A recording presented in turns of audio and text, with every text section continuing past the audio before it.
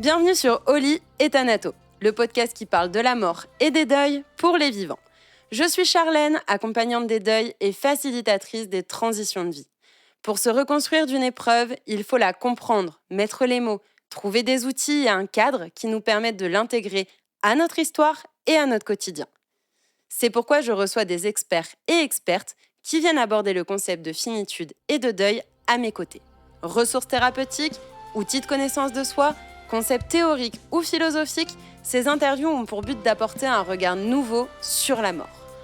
À travers ces partages, j'aspire à pouvoir démystifier le deuil sous toutes ses formes et vous fournir les moyens de faire preuve de résilience pour vous reconstruire. Place à notre expert.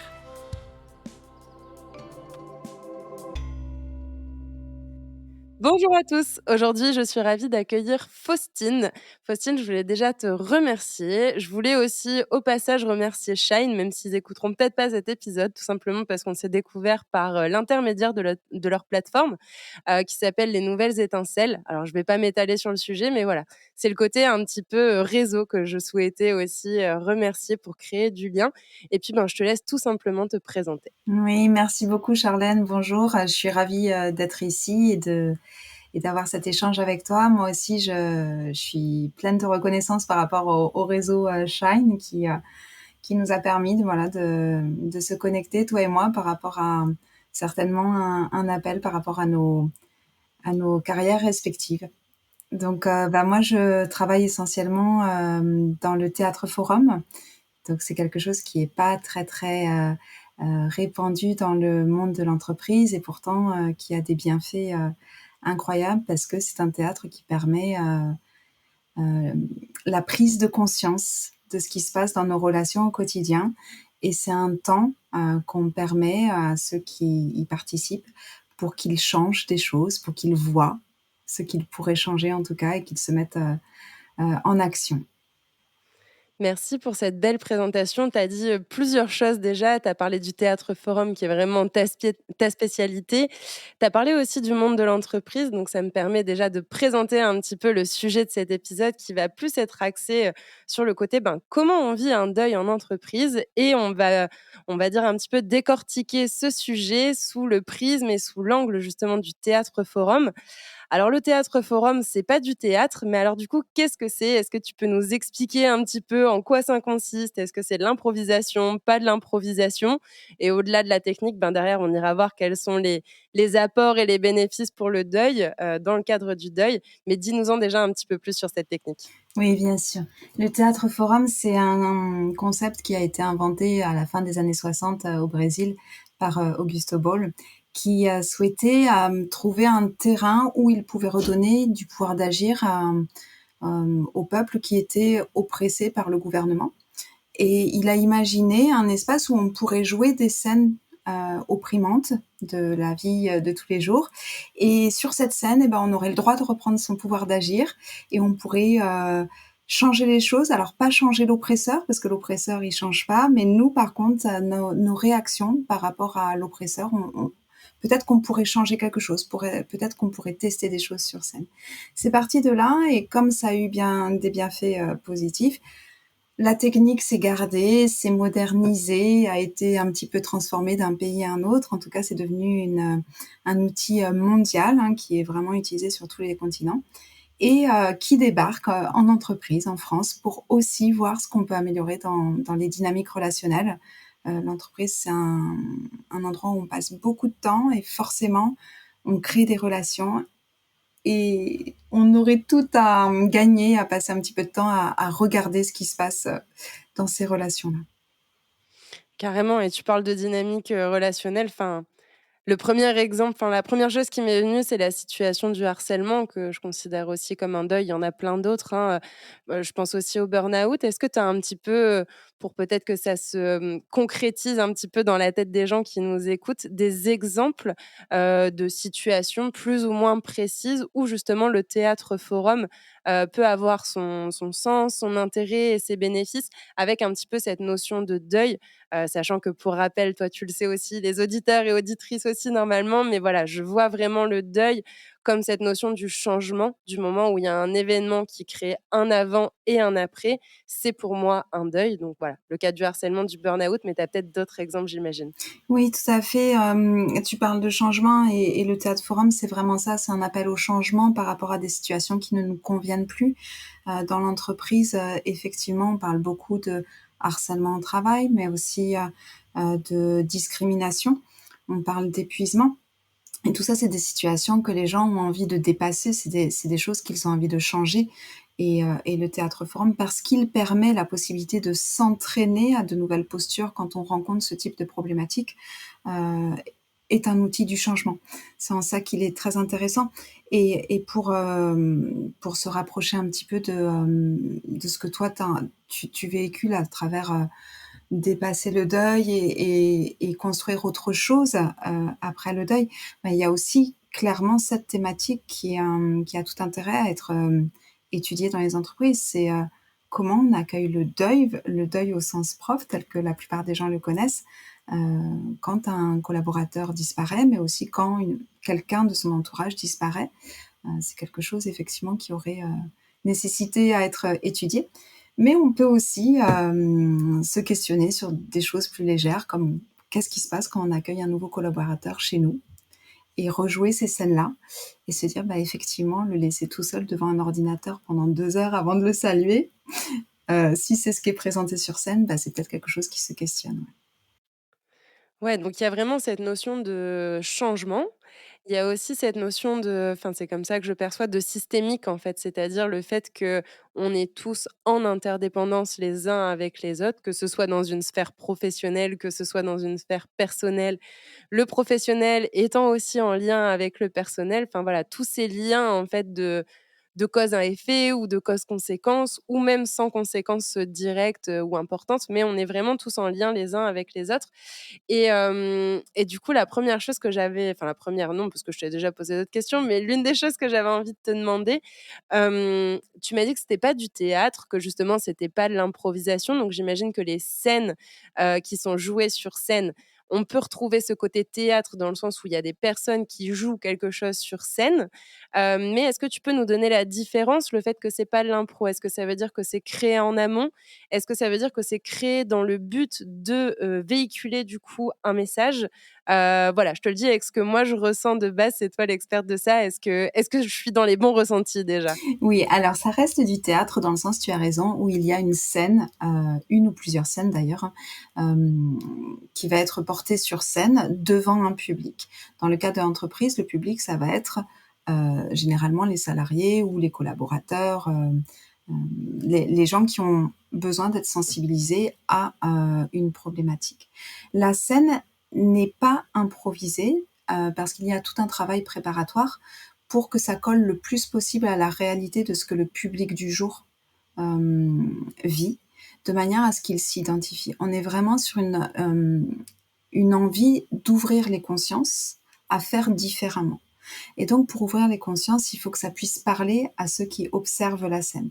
Donc il y a tout un travail, avec des enquêtes, avec une constitution de scène, qui va être fait pour coller le plus possible aux besoins, du public.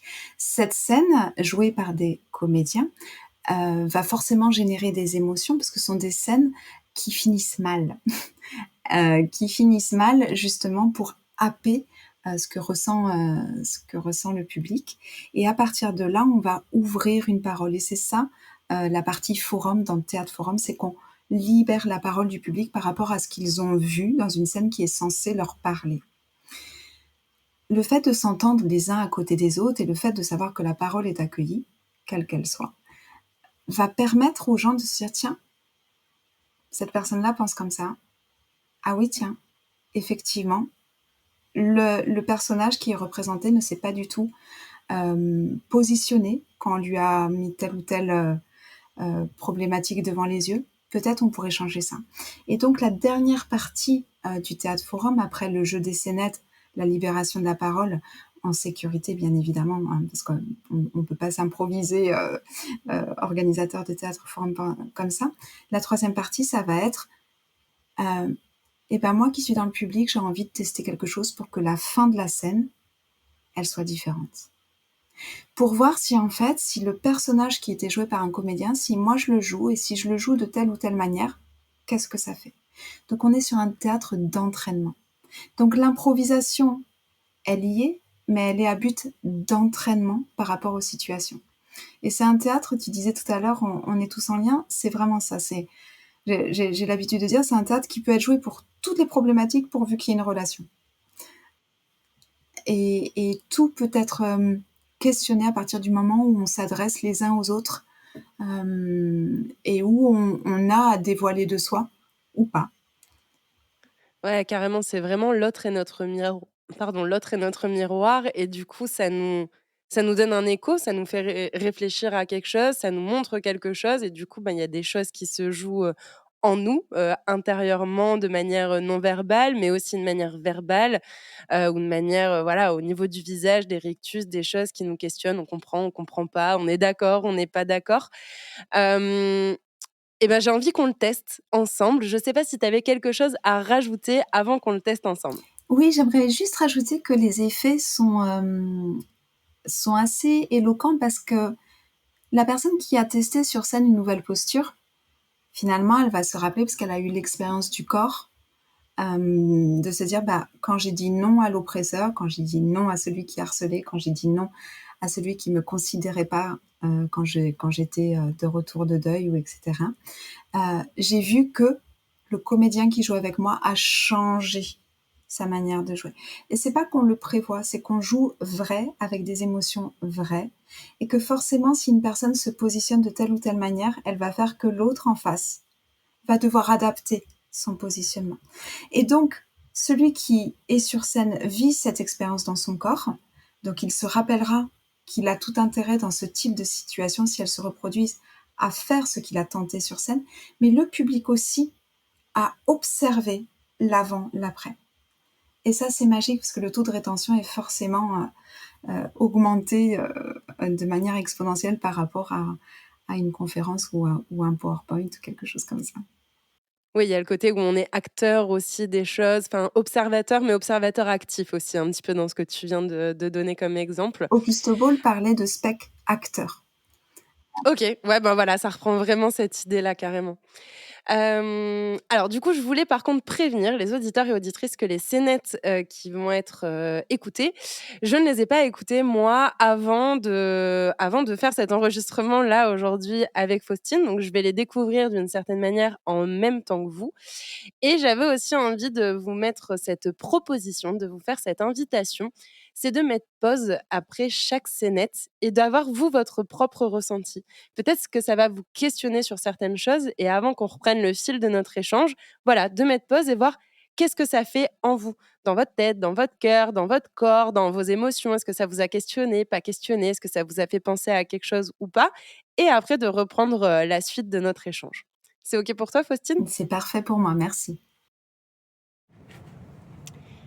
Bonjour Sophie, t'as pas vu Lucas ce matin? Lucas, il est absent aujourd'hui, tu sais, il a perdu sa mère. Ah bon? Ah non, mais je savais pas. Ouais. Mais depuis quand? Bah là, il est dans ses 3 jours de congé deuil. 3 jours pour faire le deuil? Eh ben c'est chaud, hein? Qu'est-ce qui se passe pour toi, Charlène? Hem, Bah, c'est super intéressant parce que ça soulève la question du congé deuil. Congé deuil qui pour moi, déjà je trouve que le mot congé, c'est la première chose qui me vient, c'est que je trouve que le mot congé, il est pas forcément adapté. On a des congés pour se marier, on prend des congés pour partir en vacances. Je suis pas sûre qu'on prenne des congés pour partir, en deuil. Déjà parce que c'est pas quelque chose qu'on a choisi. À l'inverse, par exemple, des vacances ou à l'inverse d'un mariage ou d'une grossesse, c'est un événement qu'on choisit. Là, un deuil, le fait de perdre un parent, un proche, un frère, une sœur, d'ailleurs, qu'importe le lien au défunt qu'on peut avoir, c'est pas quelque chose qu'on choisit. Donc déjà, je trouve que ça questionne vraiment la notion, enfin le mot même en fait du congé deuil, c'est la première chose et toi, bah, tu l'as certainement vu, mais ça m'a fait sourire, mais jaune, en me disant en plus, ben 3 jours, je trouve que c'est tellement propre à chacun en fait et que en plus de ça, l'autre chose qui me vient, c'est que on a des congés deuil et donc des jours au moment où la personne, décède. Pour autant, dans ce moment-là, on est aussi énormément soutenu. On est encadré, on a notre famille, il y a les funérailles, il y a les cérémonies, il y a parfois les moments de partage autour d'un repas ou d'un verre ou d'un apéritif ou autre. Donc on est vachement, vachement soutenu les premiers jours, je dirais même aller la première semaine, les premiers 10 jours, tout dépend aussi des familles, du cadre du deuil. Et après, ben, ça s'effrite et ça s'effrite beaucoup. On n'a pas de congé deuil, par exemple, à 6 mois ou à 1 an. On n'a pas de congé deuil pour reprendre cette expression, l 1 an après le jour du décès de la personne, alors qu'on sait que c'est un jour qui peut être, ben, hautement symbolique et puis, ben, compliqué émotionnellement parce qu'on a vécu toutes les premières fois, les premiers anniversaires, peut-être une première rentrée scolaire en école ou en études supérieures ou les premiers Noëls ou les premières fêtes des mères ou premières fêtes des pères ou des grands-mères, qu'importe, mais toutes les premières de quelque chose qu'on a vécu sans cette personne. Donc voilà, je trouve que ouais, ça questionne beaucoup la manière dont on prend en considération ou non le deuil et rien que le mot même, en fait. C'est mon retour à chaud. Et c'est très intéressant parce que, certaines personnes auront noté comme toi, «Tiens, l'appellation, qu'est-ce qu'elle veut dire en fait?» Et on pourrait avoir d'autres personnes et là on est en train de faire une simulation de tout petit théâtre forum, en audio, mais avec l'intelligence collective d'une salle, on peut véritablement ouvrir les consciences à la fois, pour changer des choses directement dans son entreprise, mais aussi pour voir les choses tout simplement différemment et s'interroger. Est-ce que ça a vocation à rester, des congés deuil? Effectivement, est-ce que la périodicité, c'est ça qui choque le plus? Est-ce que finalement, c'est le fait qu'on passe sur un sujet aussi banal que ça entre 2 personnes qui se rencontrent peut-être à la machine à café, qui discutent juste pourquoi cette personne n'est pas là? On pourrait, se dire: «Tiens, elle n'a pas paru triste», celle qui lui dit, que, la personne est absente. Donc il y a plein de choses, en fait, qui viennent se questionner dans le théâtre forum et petit à petit, on fait émerger des pistes et on se dit: «Bah, plutôt que de constater que 3 jours, c'est pas beaucoup, et bah, ça me fait penser que peut-être je vais aller voir, mon département RH pour questionner ça». Et on reprend son pouvoir d'agir. C'est-à-dire, on n'est plus en «Oh waouh, c'est pas beaucoup 3 jours». On est: «Tiens, moi je peux peut-être faire quelque chose parce que derrière, il y a une personne qui va être en souffrance», comme tu le disais. Peut-être pas tout de suite parce qu'elle est soutenue, mais peut-être dans un mois, peut-être dans un an, peut-être plus tard. J'ai une Donc question qui c'est me vient du coup parce que finalement l'échange qu'on a là, il est, multiplié par le nombre de personnes qui peuvent, enfin qui sont présentes au Théâtre Forum et la question qui me vient, c'est est-ce que ce sont uniquement les collaborateurs et collaboratrices ou est-ce qu'il y a aussi par exemple, les personnes de ressources humaines, gestion du personnel qui font partie aussi des personnes qui assistent, aussi au Théâtre Forum ou c'est plus, est-ce que c'est mélangé finalement? C'est comme ça que je devrais poser ma question. Est-ce que c'est mélangé sur les différentes strates de l'entreprise ou pas quand tu organises un théâtre forum? Oui, ça a tout intérêt à y être. Ensuite, c'est vrai que c'est l'entreprise qui décide de ce qu'elle a envie de faire, de comment elle a envie de se saisir de ce théâtre forum. C'est déjà un acte très fort, d'accepter de faire venir un théâtre forum chez soi. Donc on est déjà sur des entreprises qui ont choisi d'améliorer les choses, faut pas l'oublier, hein. Et puis ensuite, on n'est pas on nous-mêmes en tant que comédiens, on ne sait pas, on va pas passer de messages. On va permettre que des messages soient passés. Mais nous-mêmes, on ne sait pas quels messages, vont être passés au cours du théâtre forum. Parce que c'est la liberté, en fait, de cette intelligence collective qui se questionne et qui d'un coup se met en action, soit pour changer les choses, soit pour aller voir des personnes qui ont le pouvoir de changer des choses. Donc ça a intérêt à ce qu'il y ait le plus possible de personnes avec leur diversité, que ça soit en termes de statut ou en termes d'origine ou en termes de références culturelles. Ouais, ça a tout intérêt à être brassé, oui. Ouais et puis ce qui est génial en fait là, enfin ce qui me vient en même temps parce que du coup je l'expérimente d'ailleurs c'est marrant d'être dans mon propre podcast où j'anime et en même temps d'être celle qui expérimente, c'est assez, assez marrant comme expérience. Mais ce que je trouve intéressant c'est que, de ce fait ça peut déjà donner lieu à des échanges, à des discussions, entre par exemple personnes, des ressources humaines ou des gestions du personnel ou des managers et des personnes qui sont collaborateurs ou collaboratrices, en fait, dans l'entreprise, mais un peu sur ce même pied d'égalité. On sort, en fait, du côté très professionnel, du côté, très cadré, en fait, de l'entreprise où le RH va être derrière, son bureau et moi, je vais y aller pour faire une revendication ou poser une question.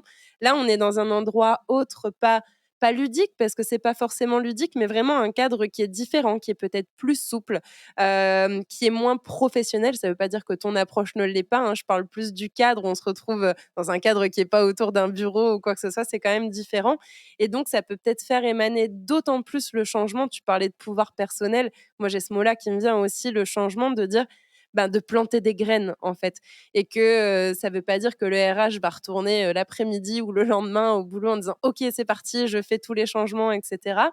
Mais peut-être que ça aurait émissé une petite graine qui, il ira écouter, je sais pas, des podcasts, faire des lectures, en parler et cetera. Parce que le changement prend du temps, ça, c'est aussi important de le relever, de le soulever, y compris enfin, c'est pareil avec le deuil, hein, il y a cette notion de temps qui est là, qui est importante à prendre en compte.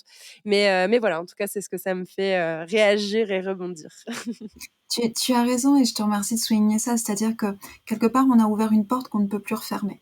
Carrément. C'est-à-dire que, dans cet exemple très, très court et encore une fois, on l'a fait en version audio, c'est que finalement, après avoir entendu ça, on ne pourra plus jamais se dire: «Il est parti en congé deuil» de la même manière.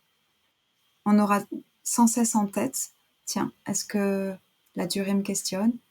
Qu'est-ce que je dois ressentir? Est-ce que je dois le montrer? Qu'est-ce qui se passe, en fait?» Donc c'est des portes qui ne se referment pas et ensuite, bah, petit à petit, on va élargir le champ des possibles par rapport à ça.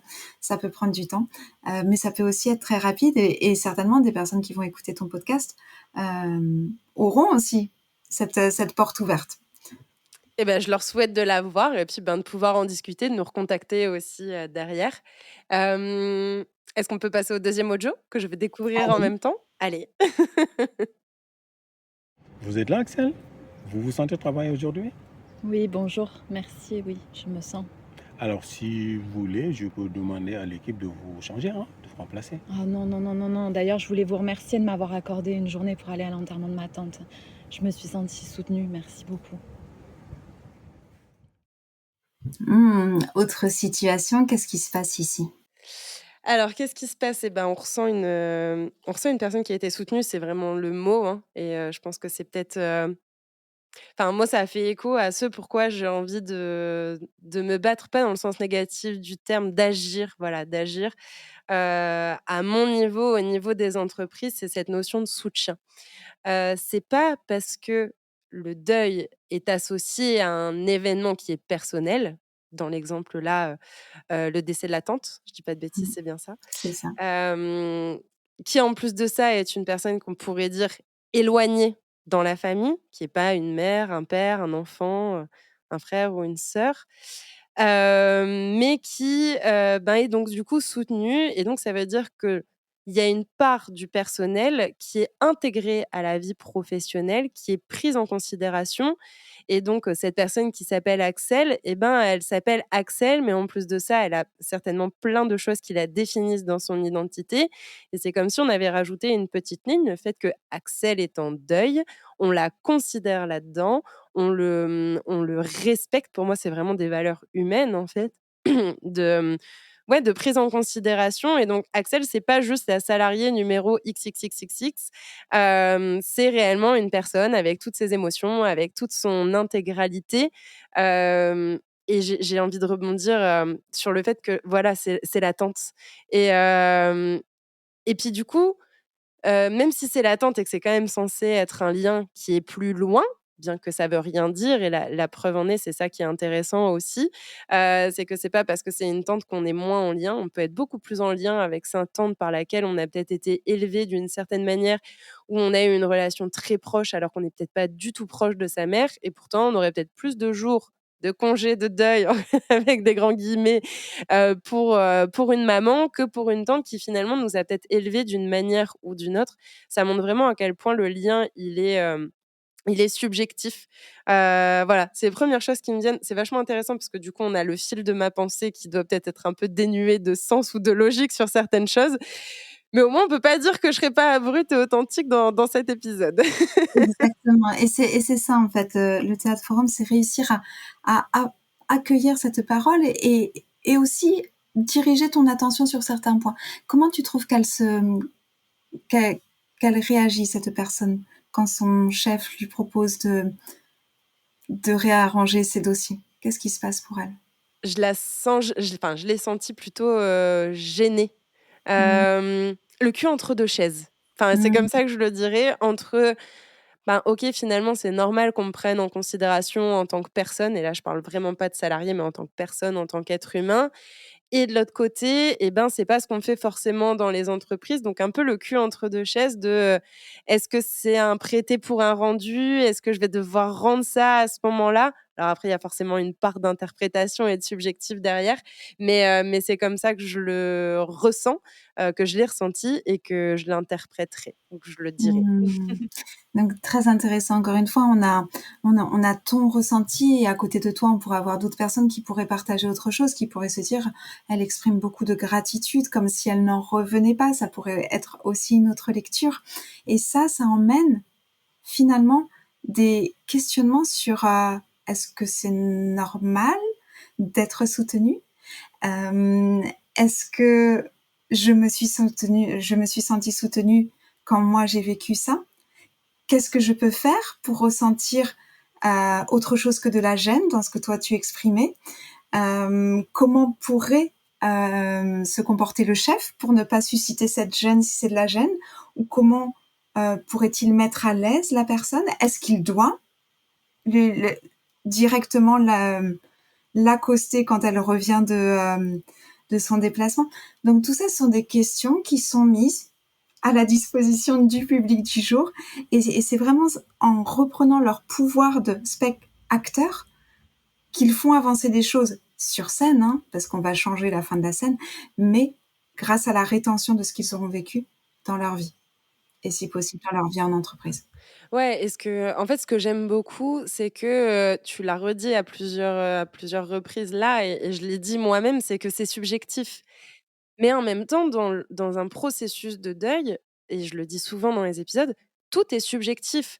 On peut toutes les 2 déménager au même moment, bah, on le vivra peut-être pas de la même manière, alors que moi, ça fait peut-être 2 mois que je suis dans mon logement et c'est une perte de repère totale parce que depuis 2 mois, je vis ma best life, et toi, peut-être que ça fait 20 ans, on pourrait se dire: «Ah bah, ouais, mais les repères sont beaucoup plus ancrés» et c'est peut-être une joie. Enfin, c'est tellement personnel, subjectif, intime, propre à chacun, dépendant à la fois du passé, de ce qui a pu être vécu par le passé, de ce qui est vécu aujourd'hui, de ce qu'on projette, de ce qu'on interprète, le côté systémique, comme je disais tout à l'heure, que en fait, ça me soulève le fait qu'il y a ni bonne ni mauvaise réponse, en fait, encore une fois. Il y a pas de vérité et ça, c'est quelque chose que j'ai pas encore réellement dit, je crois, dans les podcasts, mais bah, c'était l'occasion de le dire aujourd'hui. C'est qu'il y a pas de vérité, il y a juste votre vérité à vous. Et ça me fait écho à autre chose. Tu m'arrêtes, hein, je suis sur mon propre podcast et je te dis: «Tu m'arrêtes si besoin». Mais cette notion où, parfois, on met une échelle dans la souffrance. «Ah, ben, moi, j'ai perdu, par exemple, mon père. Ah, tu as perdu un enfant. Ah, bah, ça doit être plus difficile». Ben, Mmh. peut-être que oui, peut-être que non. Mais est-ce que le décès, d'un parent, par exemple, doit être sous-estimé ou surestimé par rapport au décès d'une tante, pour reprendre notre exemple là, par rapport au décès d'un grand-parent? Ben non, en fait, parce que c'est vraiment propre au lien qu'il y a derrière et c'est du coup intime et personnel.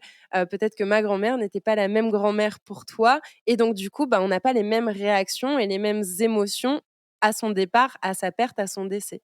Voilà, c'est ce que ça me soulevait. Et cela va susciter aussi, des réactions différentes de l'entourage. C'est-à-dire ne pas voir une personne pleurer alors qu'on s'attend à ce qu'elle pleure ou ne pas voir une personne reconnaissante alors qu'on s'attend à ce qu'elle soit reconnaissante, va aussi susciter des choses.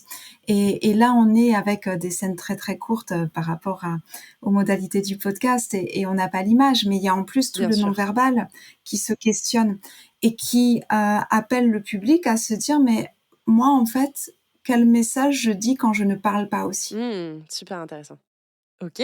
Un truc à rajouter sur, cette scène-là? Eh ben, c'est toi qui me dis, est-ce que tu veux passer à la suite ou tu as encore quelque chose? Non, je crois que j'ai bien parlé. Ce sera peut-être l'un des épisodes où je parle le plus. Ce qui nous permet, du coup de passer, à la dernière scène. Hello l'équipe. Salut. Salut. Qu'est-ce qu'il a Michel là ce matin? Michel, il a perdu son chat. Ah oui, d'accord, il a vraiment l'air pas bien, hein. Oh, mais non, c'est qu'un chat. Un chat, il peut en trouver un autre. Mais on s'attache et... Je te vois sourire, hein. La question du deuil animalier. Ouais, ouais, bah, ouais, je souris parce que je l'ai vécu déjà, donc il y a forcément un écho intime. Bah, voilà, ça revient à ce que je disais avant et ça boucle, avec le vécu aussi de la personne. Alors j'ai vécu sans être en entreprise, mais néanmoins je l'ai vécu aussi.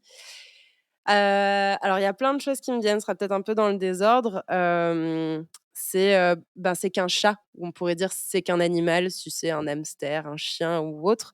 Oui, alors de manière terre à terre, c'est une réalité, hein, c'est vrai, ce n'est qu'un chat. Il était noir, on peut racheter un petit chat tout noir et puis il sera tout pareil que Salem, mais il s'appellera, Jean-Pierre. Soit, mais si j'avais cette relation avec le chat précédent, avec Salem, c'est pas un nouveau chat que je veux. C'est retrouver le chat que j'ai perdu avec tout ce qu'il a pu m'apporter pendant 2, 5, 10, 15, 20 ans. Chat, chien, animaux, à poil, à écailles, c'est valable de la même manière, hein, pour moi. C'est vraiment pour reprendre, l'exemple du Théâtre Forum qui est là. Donc c'est un peu je trouve que c'est pas un deuil qui est légitimé. Enfin, en tout cas, les émotions qui sont derrière ne sont pas forcément légitimées. Alors que moi, quand j'ai perdu ma chienne, j'ai toujours dit que ma chienne, c'était comme ma fille. Au point même que quand j'allais chez mes grands-parents, si je venais sans ma chienne, mes grands-parents me disaient: «Bah, elle est où Bambou?» Comme si j'avais laissé mon enfant ailleurs et je me faisais limite engueuler de ne pas venir avec ma chienne. Donc c'était vraiment un bout de moi et qui a vécu pendant plus de quasiment 16 ans à mes côtés. Donc c'était 16 ans de ma vie qui, du jour au lendemain sont partis. Comme ça peut être 16, 15, 20, 50, 30 ans d'une vie, quand une personne, un parent, un enfant ou autre décède, bah, il y a un bout de soi qui part avec la personne, il y a un bout qui reste avec nous, mais il y a vraiment un bout de soi qui part avec la personne et c'est valable aussi avec un animal. Un animal, ça peut être parfois notre plus grand confident. Enfin, moi, je sais m'être confiée énormément à ma chienne. Bon, elle m'a jamais répondu, mais néanmoins, ça me faisait un bien fou et le jour où je l'ai perdue, ben, j'avais plus personne à qui me confier. Et pour continuer juste légèrement sur ce sujet-là et montrer que le deuil animalier et d'ailleurs j'espère que ce sera l'occasion d'un futur podcast sur ce sujet-là parce que c'est vraiment, je trouve, important. Hem moi, j'ai eu cette démarche où je l'ai fait incinérer de manière individuelle et cetera. Je me suis même rendue au alors c'est un nom, bon, au plus l'équivalent du funérarium, mais pour les animaux, où ma chienne m'a été représentée, décédée bien entendu, mais où j'ai pu me recueillir auprès de ma chienne comme on se recueillerait auprès du corps de notre proche, directement au funérarium et j'ai trouvé cette approche vraiment très humanisante, mais pas dans le sens de l'être humain, dans le sens du vivant, en fait, de respecter le vivant et voilà. Alors du coup, ça, c'est les premières choses qui me viennent sur le côté deuil animalier. Je te remercie, de poser cette parole et c'est ce qu'on dit aussi au public qui pose sa parole, c'est: «Merci, merci du témoignage» et donc dans cet audio, ce que tu entends, c'est: «Waouh, en fait, c'est quelque chose». Ouais. C'est ça et il y avait autre chose qui te venait? Non, mais c'est vraiment enfin, le 1er truc, c'est vraiment ça, c'est que c'est quelque chose, c'est important et le deuxième truc que ça soulève, c'est, la maladresse des personnes qui justement disent ça en disant, «Bah, ça va aller, tu peux en racheter un» ou «C'était qu'un chat» ou qu'un chien», qui généralement dans le discours des proches n'est pas malveillant. Le but, c'est pas de blesser la personne, mais au contraire de pouvoir l'aider, la soutenir et lui dire: «Ben, t'inquiète pas, ça va aller, tu vas t'en relever» et cetera. Mais c'est pas forcément de minimiser ce deuil ou de dire: «Bon, bah, c'est bon, elle nous fait chier avec, son chien ou son chat, c'est pas, l'ordre du jour». C'est pas le but des personnes, au contraire, mais ça montre qu'on a tellement ce sujet est tellement tabou, le sujet du deuil, le sujet de la mort, qu'on veut vite un petit peu l'évincer et le mettre de côté. Bah, c'est pas grave, ça va aller, tu rachèteras un, hop, on passe à autre chose, tu iras à la SPA et puis tu retrouveras, ton sourire, ta petite laisse pour aller promener, ton chien, les jouets pour le chat et la litière et puis n'en parlons plus.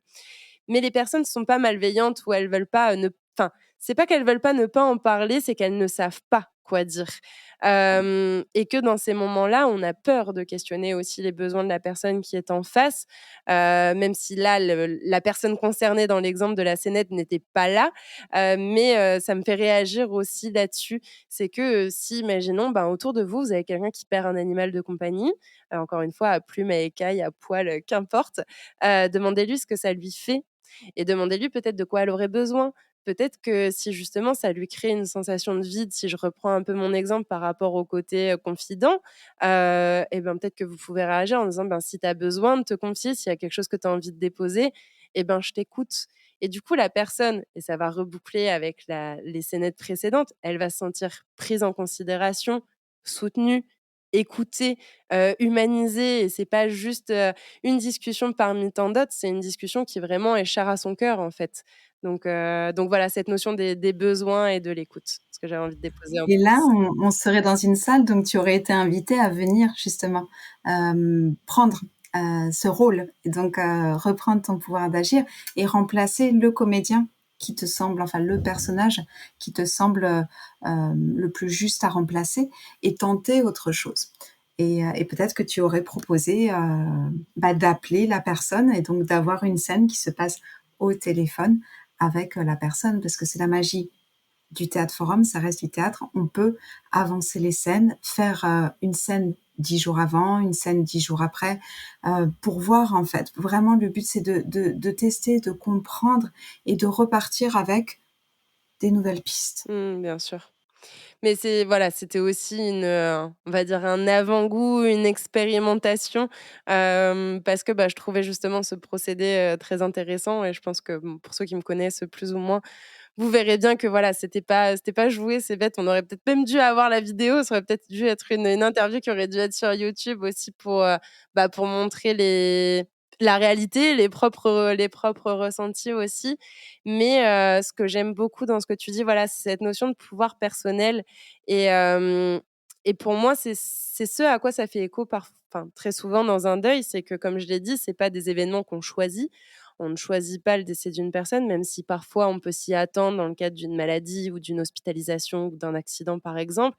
Néanmoins, c'est pas quelque chose qu'on choisit. On subit le décès d'une personne, on subit, quand, notre mari ou notre femme ou autre nous quitte, alors qu'on n'en a pas forcément envie. C'est des choses réellement qu'on subit, et donc, comme tu l'as dit, c'est reprendre aussi son pouvoir là-dedans et de se dire: «OK, il y a des choses que je ne contrôle pas. Je ne pourrais», si je prends l'exemple d'un décès, je ne pourrais pas faire revenir cette personne.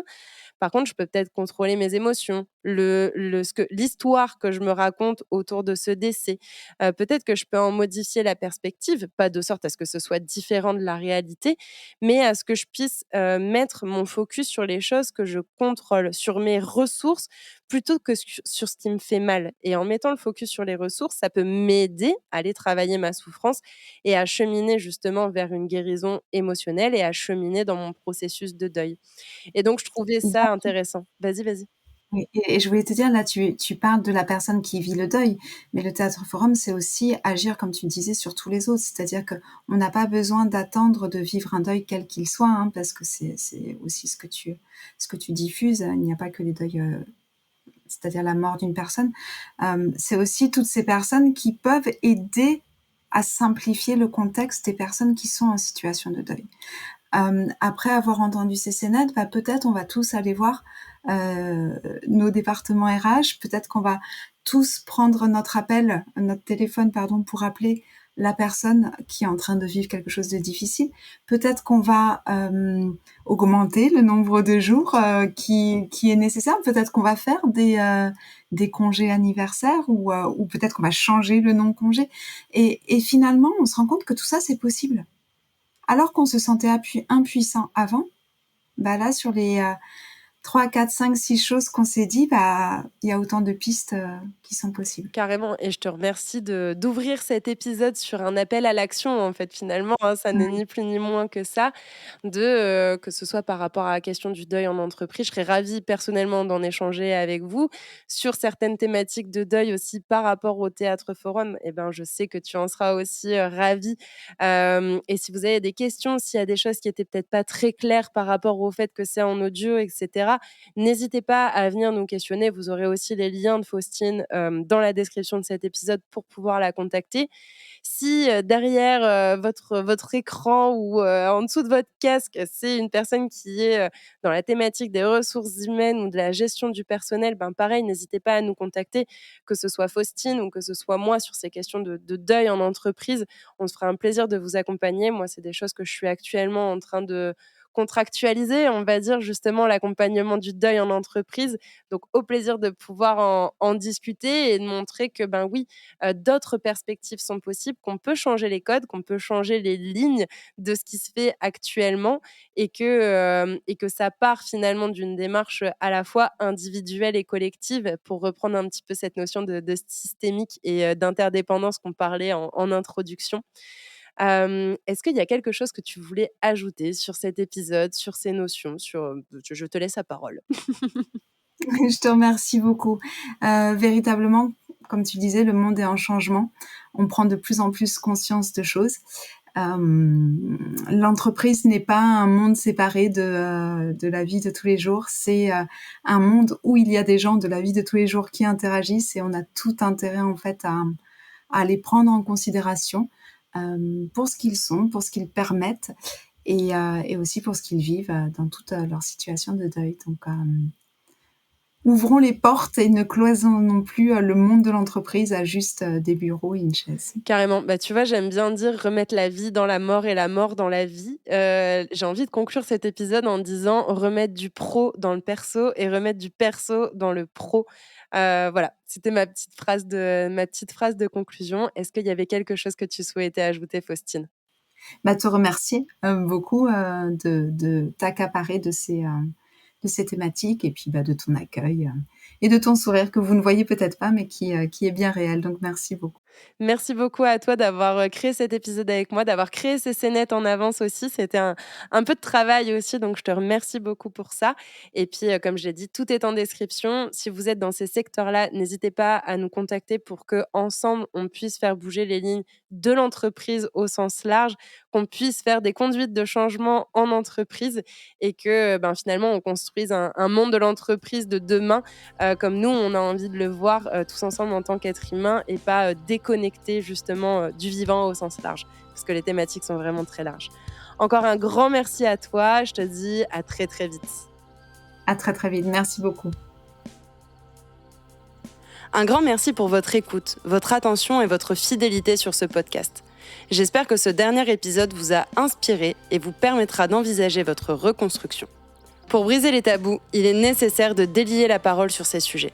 Alors pour que demain ne soit pas un éternel hier et que la mort puisse nous transmettre ses enseignements sur la vie, je vous invite à partager cet épisode au plus grand nombre. Ensemble, changeons notre façon de voir la mort, et pour cela, je vous donne rendez-vous ici même dès lundi prochain.